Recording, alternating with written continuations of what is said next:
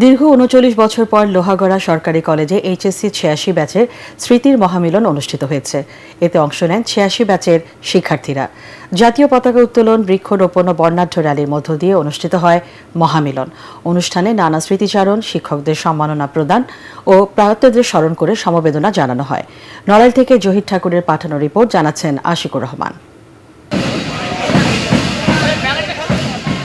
কনকনে শীতের কুয়াশা ভেজা সকালে লোহাগড়া সরকারি কলেজে শুরু হয় দিনব্যাপী আয়োজন। এইচএসসি ৮৬ ব্যাচের সবাই একসাথে শৃঙ্খলা ও দায়িত্ব নিয়ে পুরো অনুষ্ঠানের আয়োজন করেন।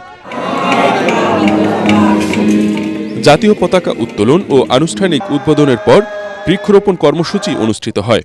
পরে একটি বর্ণাঢ্য র্যালি লোহাগড়া শহরের গুরুত্বপূর্ণ সড়ক প্রদক্ষিণ করে। লোহাগড়া সরকারি পাইলট উচ্চ বিদ্যালয়ের মুক্তমঞ্চে অনুষ্ঠিত হয় মূল পর্ব।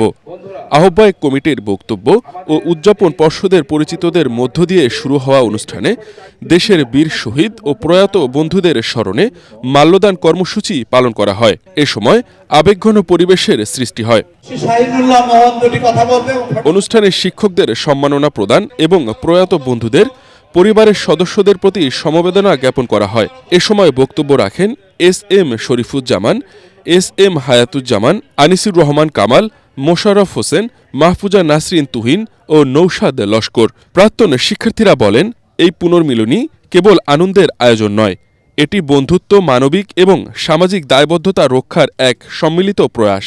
আমরা সবাই ৮৬ এই স্লোগানকে ধারণ করে এইচএসসি ১৯৮৬ লোহাগড়া নড়াইল এই পঞ্চমবারের মতো আমাদের রিউনিয়নের আয়োজন হয়েছে। ৪০ বছর আগে এই বন্ধুদের ছেড়ে চলে আসছি। আজ আমরা আবার এই মিলন মেলায় সবাই একত্রিত হয়ে এই ৮৬ যে বন্ধন এটা চলমান থাকবে, যার কারণে আমাদের স্লোগান হচ্ছে এইচএসসি ৮৬ একসাথে চিরদিন।